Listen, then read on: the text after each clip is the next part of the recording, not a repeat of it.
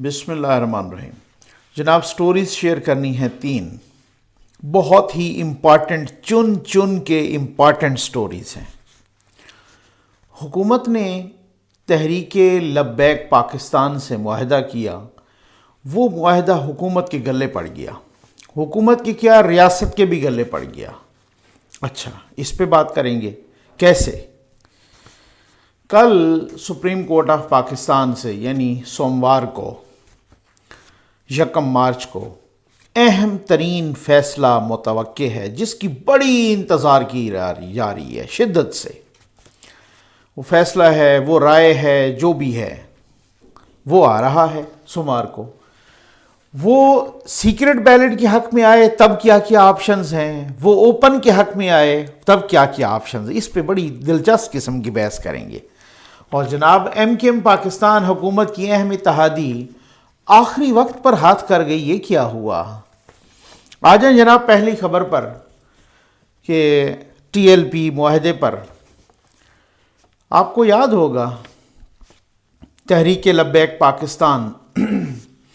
خاص طور پہ ہم نے پہلی دفعہ تو جب وہ اس طرح کا نام سنا کہ جب وہ آپ کو معلوم ہے فیض آباد دھرنا، پھر اس سے آنورڈ وہ الیکشن آیا، الیکشن میں جناب وہ TLP کے تمام پاکستان میں تقریباً جو ہے نا امیدوار،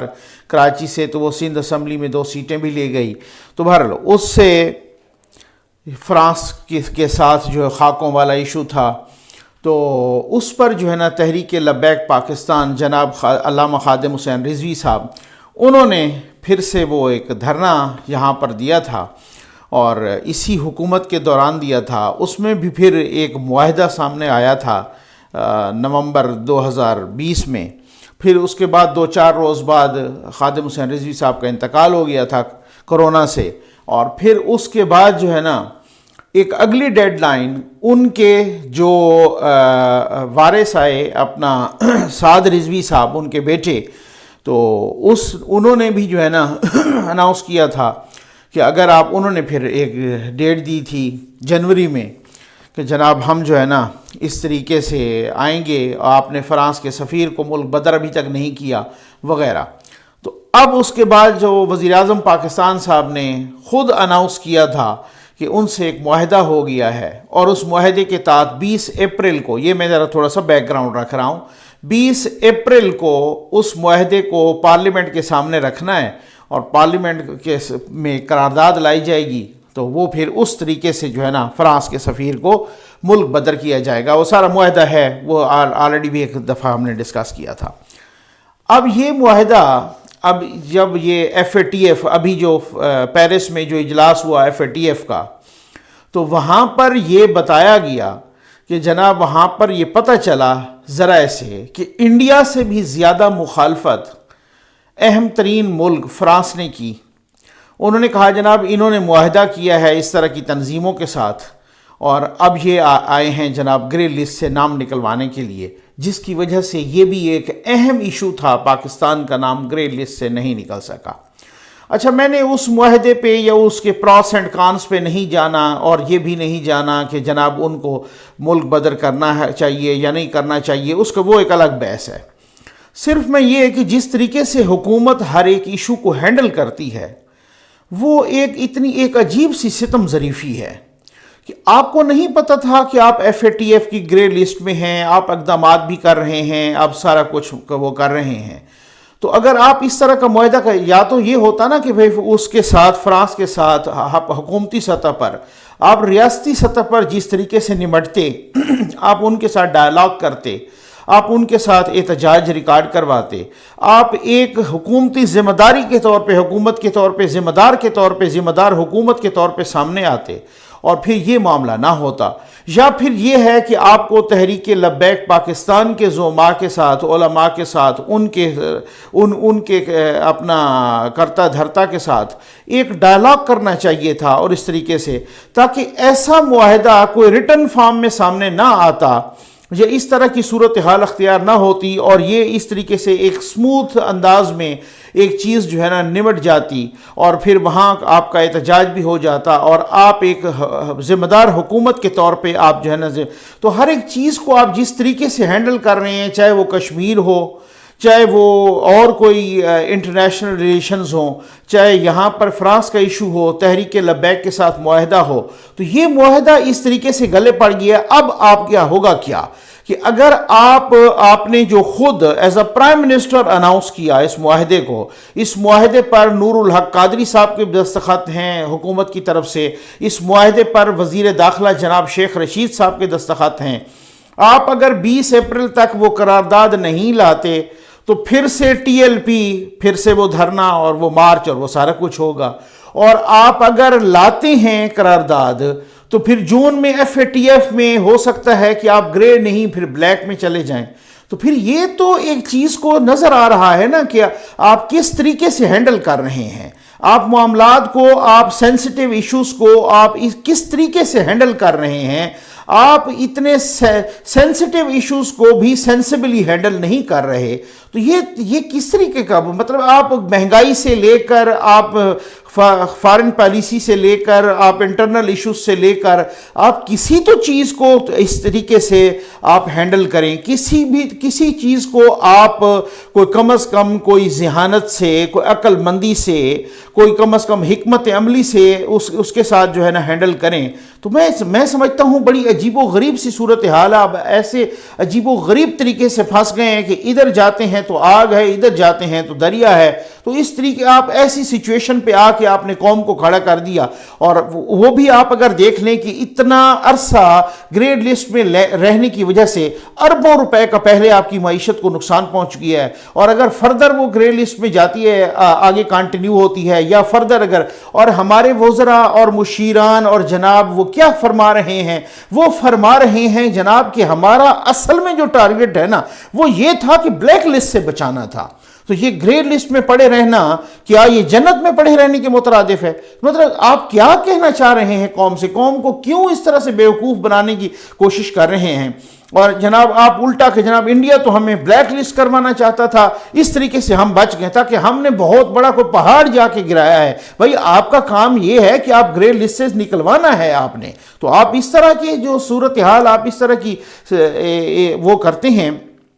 ایک طرف سے وہ آپ اس طرح کے اقدامات کیے کہ جناب جماعت الدعوہ پہ اور فلاں پہ پابندی، اور یہ اس پہ پابندی، اور یہ کیا اور وہ کیا. تو دوسری طرف بھی آپ اسی طریقے سے اس کو آپ سینسیبلی ہینڈل نہیں کر سکے، جس کا آپ قوم کو خمیازہ بھگتنا پڑے گا. اب میں اس پہ کیا کہوں؟ اچھا پھر وہ معاہدہ، تو پھر آپ نے معاہدہ پھر اناؤنس کیا جس طریقے سے وزیر اعظم صاحب نے بھی، اور یہی کہ ہم اتنے تک فرانس کے سفیر کو جو ہے نا. تو ایک چیز جب ایک آپ نہیں کر سکتے تو آپ سینسیبلی اس چیز کو، آپ اس ایشو کو ہینڈل کریں کہ کم از کم انٹرنلی آپ اس طرح کے مذاکرات کریں، اس طریقے کے کوئی صورتحال کو ایسے انداز میں کریں کہ جو ناممکنات میں سے ہو وہ نہیں ہو سکتی. تو پھر اس کے بعد نہ اندرونی لیول پہ جو ہے نا وہ، کیونکہ ریاست کی رٹ تو رہ کوئی نہیں گئی نا اندرونی لیول پہ کسی قسم کا انتشار ہو، اور نہ بیرونی لیول پہ آپ کو اس طرح کی خفت اٹھانی پڑے. خیر آ جائیں جناب دوسری خبر پر. کل ہے اہم فیصلہ یا اہم رائے جو سپریم کورٹ سے مانگی گئی تھی. صدر پاکستان نے ایک آرڈیننس کے ذریعے سپریم کورٹ سے رائے مانگی کہ جناب آپ بتائیں کہ سیکرٹ بیلٹ سے ہو یا اوپن بیلٹ سے ہو. جناب آپ بتائیں کہ 226 کے تحت ہوگا الیکشن، جو کہہ رہا ہے کہ جی بالکل وہ تو سیکرٹ بیلٹ سے ہوگا، یا اس کو قانون میں ترمیم کر کے بھی ہو سکتا ہے تو پھر وہ اوپن بیلٹ سے. خیر کل رائے سپریم کورٹ آف پاکستان اپنی رائے دے گی، اور وہ بس سادہ الفاظ میں یہ کہ پتہ چل جائے گا کہ جو سینٹ کا الیکشن ہے وہ سیکرٹ بیلٹ سے ہوگا یا وہ اوپن بیلٹ سے ہوگا. یہ بتانا ہے. یہ اس بارے میں اس رائے کا لب لباب یہ ہوگا، ٹھیک ہے، سیکرٹ بیلٹ سے یا اوپن سے. اچھا اب اگر ہوا نا کہ الیکشن آئین کے آرٹیکل 226 کے تحت ہوتا ہے. آئین کا آرٹیکل 226 کیا کہہ رہا ہے کہ وزیر اعظم کا اور وزرائے اعلیٰ کا الیکشن وہ اوپن سے ہوتا ہے، یعنی شو آف ہینڈ سے ہوتا ہے یا گیلریز میں چلے جاتے ہیں. باقی تمام الیکشنز سیکرٹ بیلٹ سے ہوں گے. بس یہ واضح طور پہ لکھا ہوا ہے. اگر سپریم کورٹ نے بھی یہی کہہ دیا کہ اسی آرٹیکل 226 کے تحت ہوگا پھر تو بات ختم ہو گئی، پھر تو سیکرٹ بیلٹ کے تحت ہوگا. اور سیکرٹ بیلٹ میں تو آپ کو پتہ ہے پھر بہت کچھ ہی ہو جانا ہے جس طرح سے پہلے ہو جاتا ہے، اور تینوں اسمبلیز میں بھی ہوگا اور قومی اسمبلی میں بھی ہوگا. اور وہ سیٹ کہ جو یوسف رضا گیلانی صاحب کی پورے الیکشن پر چھا گئی ہے، تو بس وہ پھر وہ آپ کو پتہ ہے کہ اس میں سیکرٹ بیلٹ میں بہت کچھ ہی ہو جاتا ہے. لیکن اب دوسرا سوال تو ملین ڈالر کوسچن یہ ہے کہ سوال یہ ہے کہ اگر اوپن بیلٹ پہ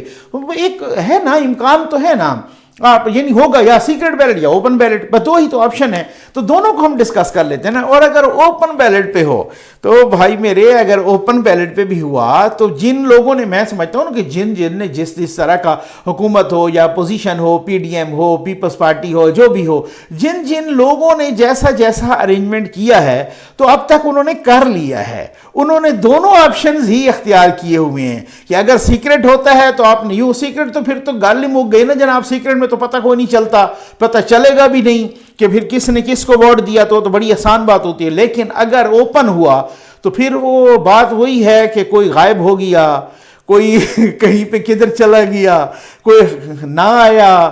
کوئی بیمار ہو گیا، کسی کا کوئی راستے میں کوئی اس طرح سے رکاوٹ پڑ گئی، تو کسی کا کوئی مطلب اس طریقے سے نا، انہوں نے بڑا عجیب و غریب قسم کی صورتحال اس طرح کی بھی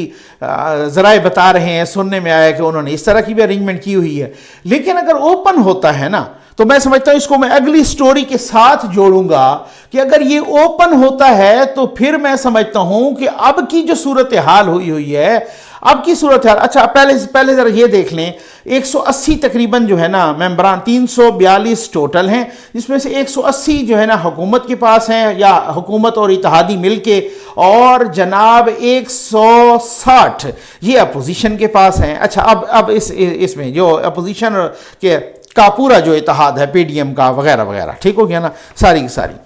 اب یوسف رضا گیلانی صاحب کو تو ٹوٹل یوں سمجھ لیں کہ جیتنے کے لیے، یا حفیظ شیخ صاحب کو جیتنے کے لیے 171 ووٹ چاہیے، ٹھیک، تو اس کا مطلب یہ ہے کہ ان کو صرف یوسف رضا گیلانی صاحب کو 11 ووٹ چاہیے۔ اب اگر اوپن ہوتی ہے، میں اس صورت میں کر رہا ہوں، یہ میں اس کو جوڑ رہا ہوں ساتھ، 11 ووٹ۔ اب آج کیا ہوا کہ ظہرانہ ہوا کراچی میں، پی ٹی آئی کی طرف سے وہ سیف اللہ نیازی صاحب گئے ہوئے تھے، ان کے اعزاز میں ظہرانہ ہوا، تو پی ٹی آئی کے وزراء بھی، علی زیدی صاحب بھی، اسد عمر صاحب بھی، فیصل واؤڈا صاحب بھی، باقی بھی لوگ بہت سارے آئے، اور جی ڈی اے کی بھی رہنما آئے، لیکن ایم کیو ایم آخری وقت پر نہیں آئی اور وہ ہاتھ کر گئی، ٹھیک ہے نا۔ اور ایم کیو ایم نے اس طرح سے مطلب وزراء انتظار کرتے رہے، پی ٹی آئی انتظار کرتی رہی، اور سب کو جناب ایم کیو ایم کا وفد نہیں آیا، ایم کیو ایم کا ایک رکن بھی نہیں آیا۔ ویسے کوئی پی ٹی آئی کے ایک آدھ رکن اور بھی نہیں آیا اندرون سندھ سے، اور جو آئے بھی صحیح تو وہ بھی کچھ ناراضی کا اظہار کر رہے تھے میڈیا رپورٹس کے مطابق، اور وہ کہہ رہے تھے کہ اب ہم پہ تو اعتبار ہی نہیں کر رہے، تو ہم کیا قسمیں اور کیا حلف دیں، تو جب یہ شک کی نگاہ سے دیکھا جا رہا ہے۔ بہرحال اب وہ اس میں اب پیپلز پارٹی نے کیا کہا تھا ایم کے ایم کو کہ ہم 2 سیٹوں سے دستبردار کراتے ہیں اپنے امیدواروں کو، آپ کو سندھ اسمبلی سے 2 سیٹیں آپ کی پکی، لیکن اس کے بدلے میں آپ کو یوسف رضا گیلانی صاحب کو ووٹ دینا پڑے گا۔ اب سیکرٹ میں تو یہ ہے نا کہ کیا پتا کہ وہ 2 سیٹوں پر وہ دستبردار بھی کرا دیں اور ادھر بھی ایم کیو ایم ہاتھ کر جائے، لیکن اگر اوپن ہو تو پھر وہ ہاتھ نہیں کر سکتی، کیونکہ اس کی وجہ یہ ہے کہ اگر ان کا معاہدہ اسی طرح سے ہو گیا ہے، کیونکہ دیکھیں ایم کے ایم کے مرکز پہ آنے سے پہلے ذرائع بتا رہے تھے کہ پیپلز پارٹی ایم کے ایم کے مرکز پہ آئی، وہ کبھی نہ آتی اگر ان کا معاہدہ پہلے حتمی شکل اختیار نہ کر چکا ہوتا۔ تو یہ جو رابطے بیہائنڈ دا ڈور ہو رہے تھے، بیہائنڈ دا کرٹن ہو رہے تھے، یہ جو رابطے بیک ڈور ہو رہے تھے، تو یہ سارا کچھ اگر نہ ہوا ہوتا تو وہ آتے ہی نہ۔ اور آج کے ظہرانے میں، پی ٹی آئی کے ظہرانے میں ایم کے ایم کا ایم کے ایم کا نہ جانا بہت کچھ اشارے دے رہا ہے، اور ظاہر ہے وہ کہہ رہے ہیں کہ جناب اچھا جب اوپن ہو تو اوپن میں ایم کے ایم کے 7 ممبران اگر یوسف رضا گیلانی صاحب کے ان کے حق میں ووٹ دیتے ہیں تو پھر ان کو باقی 4 چاہیے، صرف باقی 4 چاہیے، یہ بھی دیکھ لیں۔ تو میں سمجھتا ہوں کہ جو صورتحال بن گئی ہے اس میں سمجھتا ہوں کہ اوپن میں غالباً ہو سکتا ہے کہ ان کو زیادہ فائدہ ہو جائے۔ یہ آپ دیکھ لیجئے گا کہ اوپن میں ان کو اگر ایم کے ایم ان کو سپورٹ کرتی، کیونکہ دیکھیں ایم کے ایم تو اتحادی ہے نا پی ٹی آئی کی، اوپن میں پی ٹی آئی کا ممبر کوئی سپورٹ نہیں کر سکے گا۔ اب یہ بات ہے، کیونکہ اوپن میں پی ٹی آئی کا ممبر تو کیوں سپورٹ کرے گا، وہ تو ہو سکتا ہے کوئی کرے بھی صحیح، لیکن بات یہ ہے کہ ان کو پتا ہوگا کہ میں بعد میں دیکھیں اوپن میں سپورٹ کوئی کرے، صرف اگر اس پہ یہ ثابت نہیں ہوتا کہ اس نے پیسے لیے ہیں تو اس بنیاد پہ تو سپریم کورٹ میں ریمارکس بھی آ چکے ہیں اور بہت سارے اٹارنی جنرل صاحب بھی کہہ چکے ہیں، ججز صاحبان بھی کہہ چکے ہیں کہ صرف اپنے کسی پارٹی پالیسی کے خلاف ووٹ دینا صرف اس پر جو ہے نا وہ نااہل نہیں ہو سکتا۔ تو اس کا مطلب یہ ہوا کہ پھر اگر وہ اس پر نااہل نہیں ہو سکتا تو پھر تو یہ ثابت کرنا پڑے گا نا کہ اس نے پیسے لیے ہیں۔ لیکن چلیں پھر بھی ہم شک کا فائدہ دیتے ہوئے ہم کہتے ہیں کہ اوپن میں نہیں کوئی ادھر ادھر جائے گا، تو اگر اوپن میں وہ تو نہیں جائے گا، لیکن اوپن میں اگر پوری جماعت ایم کے ایم جاتی ہے، پوری جماعت سے کوئی اور جی ڈی اے سے کوئی جاتے ہیں، کوئی بلوچستان عوامی پارٹی سے جاتے ہیں، کوئی آزاد جاتے ہیں، کوئی ادھر ادھر، اور جماعت اسلامی کے بھی ایک دو ممبران ہیں وہ بھی اسی طریقے سے۔ تو بات یہ ہے کہ اگر اوپن ہوتا ہے تو مجھے لگتا ہے کہ پیپلز پارٹی کچھ سہولت میں آ جائے گی اگر ایم کے ایم ان کو سپورٹ کر رہی ہے، کیونکہ ایم کے ایم تو کہیں جانے سے وہ کہیں گے کہ ہمارا اتحاد آپ کے ساتھ برقرار ہے، لیکن سینٹ میں اپنا ایک اتحاد ہے، سینٹ میں ایک اپنی نئی صف بندی ہے۔ تو یہ بڑا ایک صورتحال، ایک ایسی دلچسپ سی صورتحال اختیار کر گئی ہے کہ میں سمجھتا ہوں کہ سیکریٹ سے بھی زیادہ یہ اگر اوپن بیلٹ ہوتا ہے اور ایم کے ایم کھڑی رہتی ہے اور ایم کے ایم کا معاہدہ پکا ہو گیا، اور ایم کے ایم ظاہر آج ان کی بڑی اہم بیٹھک تھی، کیونکہ میں سمجھتا ہوں میرے